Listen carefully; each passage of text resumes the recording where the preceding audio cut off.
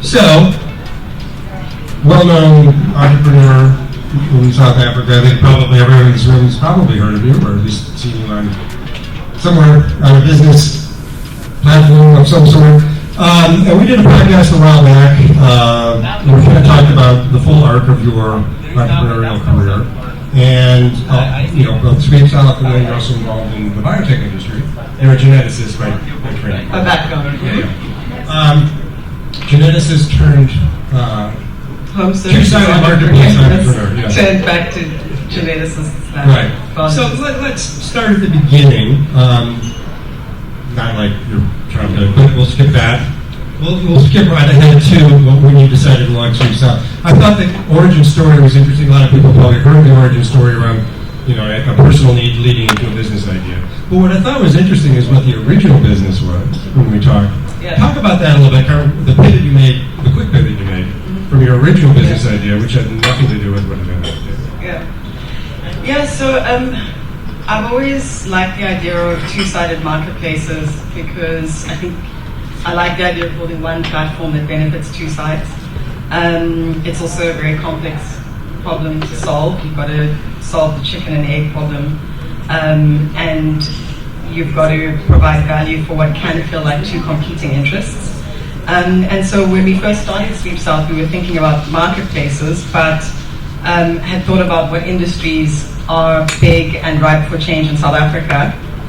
Without having the experience that led to what Sweet South is today, we decided to start a tourism marketplace. And I did a tourism course, so I did an online course to find out about tourism in South Africa. I wrote a 60-page business plan. Once a scientist, always a scientist. Before writing any code or anything, let's put together a big business plan. And in going through that experience, figured out that although I like to travel as a person who's enjoying travel, I'm not really, right? Yeah, but I don't feel emotional about the travel industry, and so ended up scrapping that whole thing and all of those experiences. And how long did that take? How long did it take from that idea till this is not right for us? So I resigned from my job And you were in management consulting. I was in management consulting at the time. I resigned from my job in September 2013. Probably took about a month and a bit to work on this concept, including the tourism course and everything else. How long did that take? About a month and a bit, okay. and then we came up with the idea for Sweet South in December. I'm glad we did. I think that starting from scratch again now in building a business, it's incredibly difficult to commit to something and start doing work and start talking about an idea to people, and then if you figure out it's not the right thing, if you're driven by ego and what will they think and whatever, it's difficult to go, well, actually that doesn't work anymore. Let's start from scratch again. Failing in public. Yeah. Yes. A willingness to fail in public is probably an entrepreneurial superpower. I think it's one of the signs of the very best entrepreneurs. Yeah. Okay. So what was the hardest part of let's skip to Sweet South, and we're going to get into the business model, which I think is an interesting conversation, but what was the hardest part of the early stage of the business? There were so many. There were so many. I can't pick one, but I can maybe talk through a few quickly. So when we started Sweet South, we were the first platform of its kind on the continent. So the idea of people were familiar with Take-A-Lot and the idea of e-commerce and buying products online. They were not familiar with the idea of getting services online. Uber was very new, a couple of months old in South Africa, a couple of months old on the continent. Wasn't it only just founded a few years before? It was founded a few years before, I think about 3 or 4 years before then. So very, very new as a concept. And so we had built this thing where we were telling people to enter your card details. You've never heard of us. You don't know what it is like to order an online service. And we promise you we're going to get someone who you can trust, who's vetted, who's safe, who's secure, who knows how to do the job, who a few days from when you give us your card details is going to show up at your doorstep and deliver a good service. And people just struggled with that concept. Yeah. And we launched in Joburg. So this is kind of in Cape Town. This is, you know, where like security concerns are super high. And so it was difficult to just get people to understand what we did, that we were a legitimate business. And there must have been some early stumbles that made that hard. Yes and no. Okay. So we paid a lot of attention, and this is the benefit of being small, is that, you know, which you don't have when you're a 3 or 4 year old company, but when you're small, you can pay ridiculous levels of attention to every single customer. And so some of the things that we did, for example... Being an early customer was a good... Being an early customer was 10 out of 10 service, 11 out of 10 service every single time. So I would drive around with sweep stars and take them to bookings. I would do bookings myself. I did cleanings. I was terrible, and we had some really bad experiences. Story somewhere that I locked myself out of 1 or 2 customer homes by mistake, which was very embarrassing. But I would do cleaning bookings myself. We would call every single customer to get feedback. We would track every single customer, because again, when you're very early stage, you don't have hundreds or thousands of customers, you know, using the platform in an instant. You have 1 or 2, and so we would track what one person was doing. If they'd given us their details and were struggling on the site, we would call them and go, hey, I can see you're struggling with, you know, the book now button, or you're struggling with this thing in the FAQ. And now there's an AI Tell me that what does it is. that, right? Well, yeah, we're almost there. But you know, so we got around that by being very, very, very personalized service. And then the other thing that was really difficult in starting Sweep South is that for the first year or so it was bootstrapped from sort of idea to getting live, and that was incredibly difficult, and we basically sold everything that we owned. But I bet you regret that for a moment, the bootstrapping phase. I don't regret it. I don't advise it for every entrepreneur. I used to. I don't advise it for every entrepreneur. Why don't you advise? Just because it's so hard, or well, because would it have been easier to raise $1 million at that point? So it would have been tough at that point, I think. Even though we had built, you know, we again bootstrapped to build an MVP. We had customers by the time and feedback, and you know, good signs of product market fit by the time we raised. But I had started a career that was, you know, at the time, I guess, like a decently earning career after being a student for 10 years. I just started to earn an income. I just bought a house, and I sold everything. And I just, you know, I think that the reality of being an entrepreneur, particularly in South Africa, particularly in Africa, is that it is high risk. You don't always have the safety net, and you know, I think that there is capital that is available, and that is capital that understands high risk, and 100,000 Rand or 200,000 Rand to an investor who's investing in high-risk, early-stage businesses is very different from, you know, that amount, if that is all of your savings, and you're going to be in a... So you didn't take a salary for quite some time, I'm guessing? No, not only did I not take a salary, I sold my house and everything. No, you liquidated assets and you didn't take any income. Yes, for a long time. Yeah, for probably about a year and a half, 2 years, to have a sort of, to be able to live off of the salary. Yeah. Entrepreneurs, that's the hard part that no one talks about, right? Yeah, absolutely. And that talks about it now. Yeah, it's not talked about enough. And that level of risk and proper, what that really feels like. It gets romanticized. It's not fun. Okay, no, none of it sounds fun, to be honest. At all. But it eventually leads to a good place. Yeah, and building something meaningful, and I think that's what being an entrepreneur is that, you know, the decision to leave what felt like a safe job was because there was no other option. I couldn't be happy doing what I was doing, and I think that's the same for a lot of entrepreneurs. You're just compelled to build. Okay.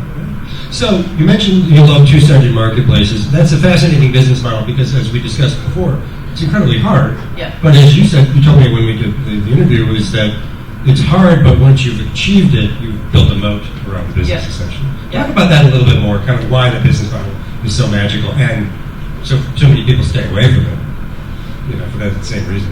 Yeah, well, there's always the chicken and egg, which is which side do you pay the most attention to first. And my advice is always that, you know, the side that will have the most control over the transactions and the interactions is the side that you should pay the most attention to. And so in Sweep South's case, we spent a bit of time, you know, came up with the concept, spoke to domestic workers in Johannesburg, and saw that there was a huge need around access to employment opportunities and unlocking some of that. So cool, we know that the fact that this platform exists is very, very attractive. And then did some work on the customer side to say, we exist. Sweep South was the only way we could market Sweep South at the time was through Facebook, Instagram, and all of this other stuff didn't really exist from a marketing and advertising point of view in 2014. So Facebook was the way that we did it. But then as we started to grow the platform, we really started diving back into the Sweep Star domestic work experience. Because again, if you have people who are happy earning and working through the platform, you have a one-to-many relationship with one Sweep Star multiple customers. And if they are happy and they enjoy working on the platform, they're going to be an advocate to get you more customers, to promote your company to people who are not Sweep Star customers, and to want to stay on long term. And the complexity is that the better the Sweep Stars are, the more people want to take people platform and whatever, and so you've got to try and solve that problem. So usually there's like a supply side of the marketplace and a demand side, right? Yeah. Sounds like that usually often in the service marketplace, the supply side is enough freelancers, there's enough domestic workers, there's enough developers, whatever that supply is. The demand side is always the hard side. Yeah. Talk about how you solve the demand side.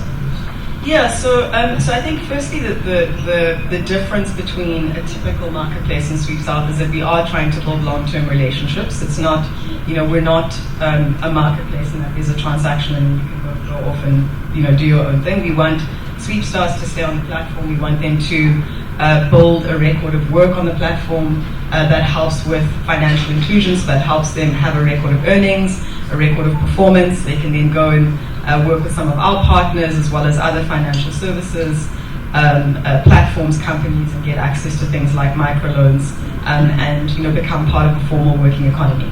So that's important for us. It's not, we're not a Uber or we're not a company that just says, hey, connect and transact, and then we don't care about what happens. Purely mercenary. Yeah.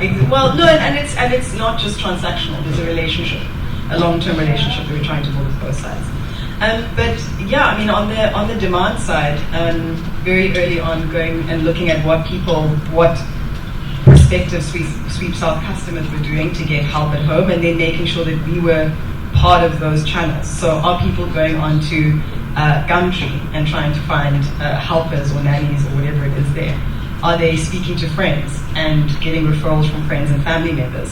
So before we've created a new market or new channels, we have to go to what the existing sometimes offline channels are and make sure that people are talking about Sweep South. We did that well, and still a lot of our traffic comes through organic, so people who are, know our brand are speaking about us through word of mouth. And then we could build on top of that and then again start using. And you have to change the way you market periodically because something stops working, like organic stops working, etc. Yes, and on the other side, the opportunities that open up. So again, Instagram wasn't a channel that was relevant 9 years ago. It's incredibly relevant now. As of a few years ago, we were trying to talk to our millennial team about Gen Z and TikTok. The millennial team? Yeah, well, we're all millennials and we are now old in this startup. So there's Gen Z and they use TikTok, and so you've got to be where your current and prospective customers are, which is exciting and great from an opportunity point of view. So could you share some metrics to give us a sense of from day one till now, what kind of growth you've experienced? How do you? Yeah, so I saw someone posted something on LinkedIn for Women's Day, and I think it was maybe from a few years ago that we'd helped 10,000 women who are in domestic work find work. We've worked with 50,000 women now. Launched in South Africa. We've operated in Kenya and Nigeria, and in Egypt. So we've acquired a company in Egypt, Egypt's largest home services provider. We're doing between 40 and 50,000 home cleans a month, and yeah, I mean, our millions of dollars, millions of rands of revenue a month. Eventually that means millions of dollars. Yeah, millions of dollars. It depends on the exchange rate. unfortunately. But yeah, so there's been an incredible amount of growth. Okay. So you mentioned Kenya, Nigeria. You had an international expansion, and I think whenever I talk to founders in Africa, it's something, you start in country, Kenya, South Africa, whatever. There's always that pressure, especially if you raise money, that pressure to expand. Yeah. So talk about why you expanded and why you retracted it. Yeah. So we've been operating for probably about six or 7 years before we started having proper discussions about expanding into new markets. So it was a long time. I don't think, I also felt like, you can too deeply entrench yourself in a market that might not be big enough to hold your long-term ambitions as a company. And so, and particularly on the continent where every country is just so different from every other country, from culture to currency to, you name it, how people transact. And so we decided to go into Kenya, which was great, seeing really good signs of growth, same with Nigeria.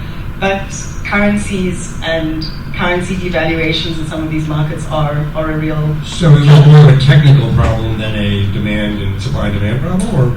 I think what we looked at was how long will it take us to make these markets sustainable. Sweep South is that we've now got a fantastic new CEO who's recently joined, and we're on a push to become profitable and to grow healthily as a company.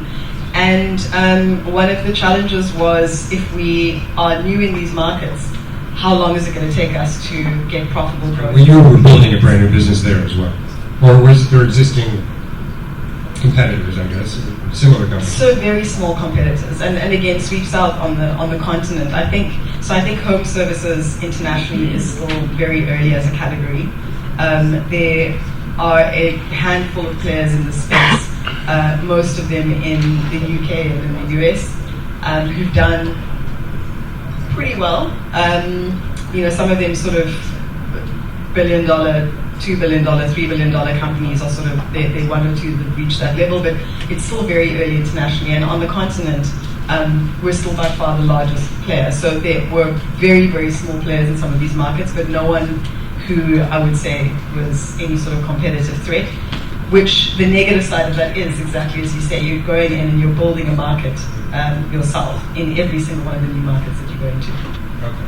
So the decision to pull back was simply that it just was going to take too long to have profitable growth in these markets, and also again, looking at dollar raises, dollar-based valuations. When you have currencies that lose between 60 and 80% of their value, it makes it tough to. Right. So we talked last time. We talked about investing in Africa.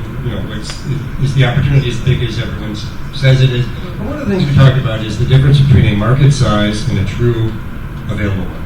Mm-hmm. And how has that perception changed for you as over the years of being an entrepreneur in Africa, and how do you think about that now? So I think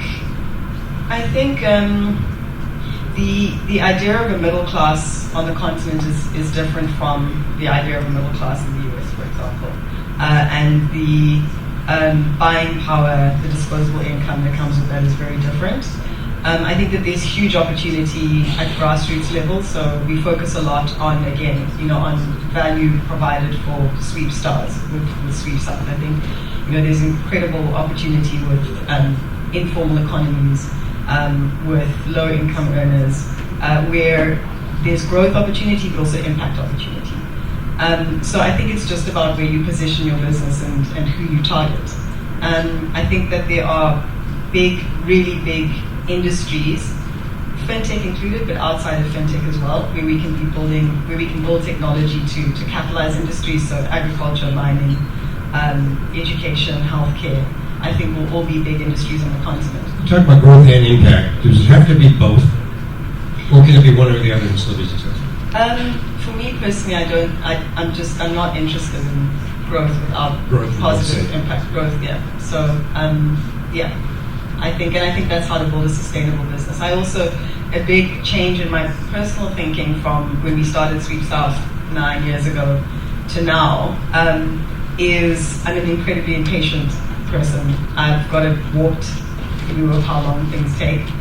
And too much patience is not a virtue in entrepreneurship. it's not, but I think once you've been in this for a while, you understand the benefit of building for the long term and building a business to be sustainable. And I think that's one of the benefits that you have in building on the continent, is that when you're a first or an only and you're building up a lot of the infrastructure, so we talked about, trying to find new channels, new customer segments, educating people. There's a benefit there that you have in a moat that you can create. That means that you don't have to rush as well. You can build a sustainable business, and it may take 5 years or 10 years or 15 years. Whereas coming into this, my view was very sort of US-centric, that all the value is created in the first 3 to 5 years. And that's not always the case, and I don't think it should always be the case.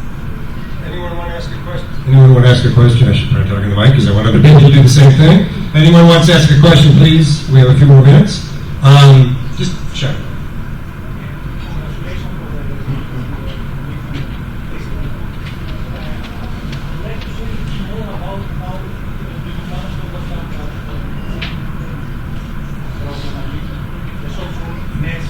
Yeah.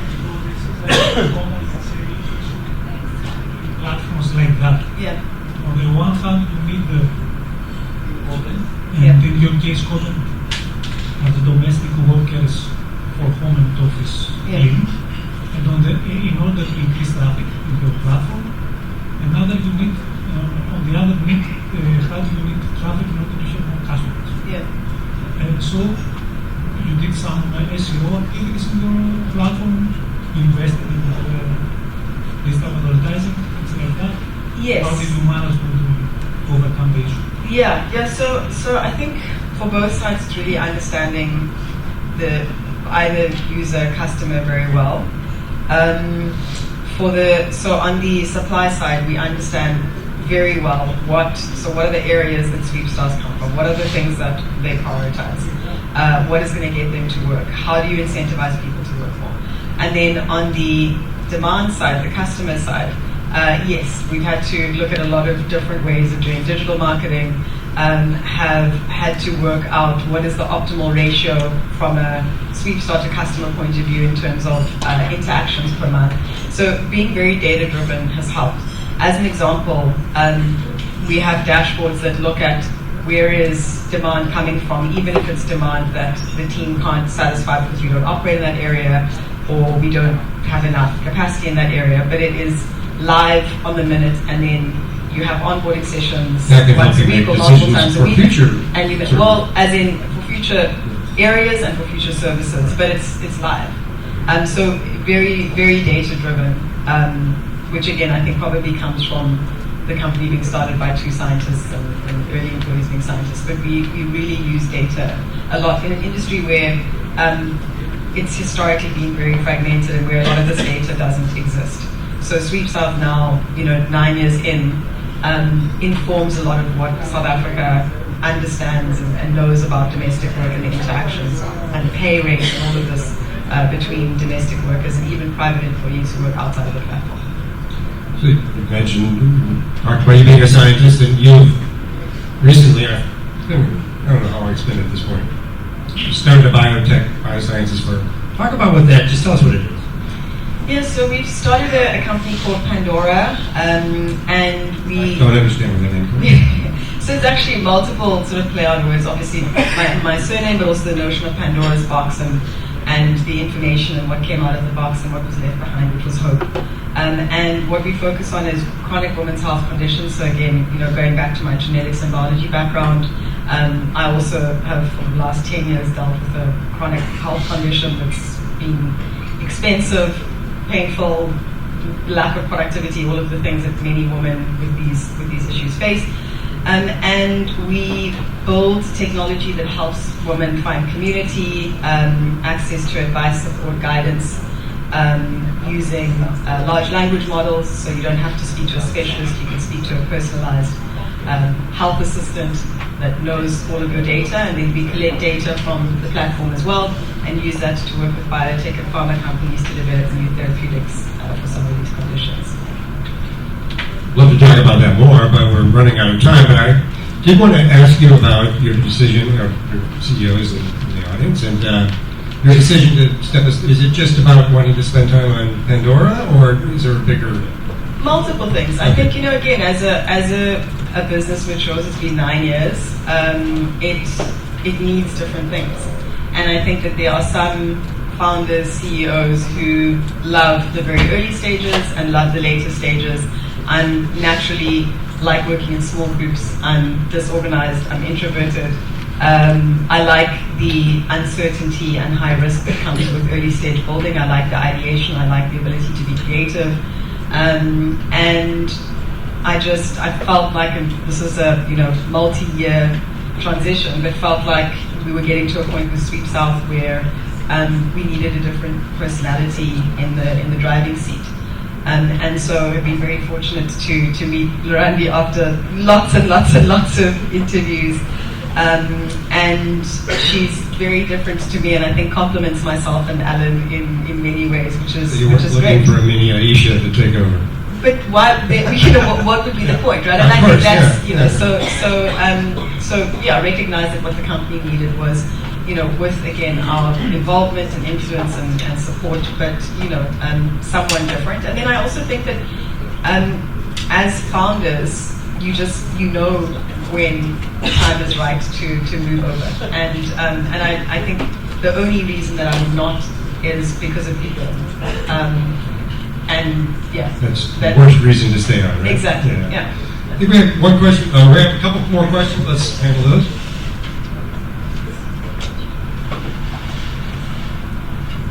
Hi, Aisha. Thank you so much.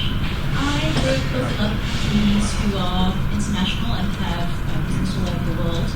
And very surprisingly, their marketing messages don't change when they're in different continents. I want to know, what is your marketing strategy in terms of entering these new companies, these new countries, and then also with the data points that you said that you gather, do you build your marketing message from that data points? And are you able to tell us what kind of data you get to inform your decisions? Yeah, sure.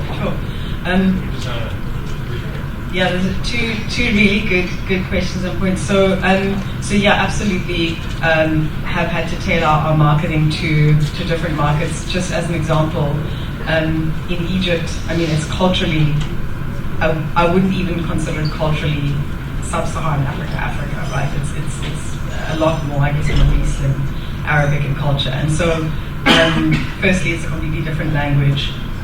Home service providers, even domestic workers, tend to be male. Who makes the decisions around the work, who comes and when, tends to be men. So the marketing message had to change. We're very female-centric in South Africa. 70% of our customers are women. 95% of service providers are women. So absolutely, yeah. And I think the conversation around how that happens is your mission, your vision, your values should stay the same, but the marketing message that lies on top of that can be different. And so, yeah, absolutely. Everything from even the services that we provide in different markets and how that works. The way that people procure these services in other markets is not necessarily the same as in South Africa. The weighting between different services is different. What people prioritize, how they book. So yeah. One more question. And then Thank you for sharing your experience. So I have two questions for you. The first is, have you tempted to enter other categories beyond domestic work? Maybe just your thought around that. And then the service you provide, a mix between B2C and B2B. How have you seen that evolve?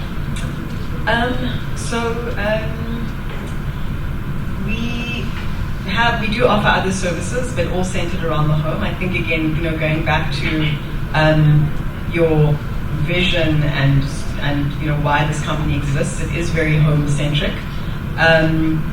Where we've looked at B2B, it's been around business customers potentially as a channel to the home, so B2B2C, working with property management companies, for example, to market to their landlords, their tenants. But we're a very home-centered company. I think a lot of where the heart comes from, with Sweep South, is this idea that your home is a sacred space. We see the opportunity to have really meaningful connections between service providers, whoever they are, whether it is domestic workers, gardeners, tutors, nannies, pet carers, whatever it is, but all centered around the home. And I think that answers the B2C versus B2B or B2B2C question as well. Yeah. And then yes, sorry, your second question was also about how we use data, and yes, absolutely. So we've sub-segmented our customer segments quite a lot, and there's a lot of specificity that we can sort of drill down into in the way that we market to people. So firstly, from a who's looking for us and where are they from point of view, and then what areas do we market to, but also what are the different segments over time that grow over time. University students having cards now and smartphones wasn't a thing a good few years ago. That's a segment, an emerging segment, and again, why the interest in looking at like Gen Zs and what they do. Depending on the age group, the gender mix is different. So yeah, we're very data driven around marketing as well.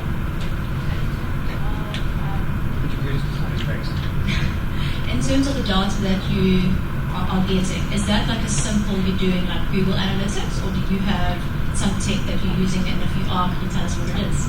Multiple sources. So Google, Mixpanel, we have big social media groups. We also look at engagement, where people who are part of our social media groups, where they come from, who they are. A lot of email marketing. Obviously, people booking, set up profiles, so we can look at user profiles as well, look at how that mix changes over time. An incredible amount of data. I think we collect something like 10 million data points per month with all of these different attributes. Lorandi went to a conference last week, I think, and met someone and quickly pulled up his profile and could see where he's from, how many times he's booked, when he last booked, and then went to him and said, "Hi, you haven't booked us in however long, why did you stop booking?" So yeah, we collect an incredible amount of data. We're going to have to end it there. Please join me in thanking Aisha. That was great, thank you very much. Thank you. And I think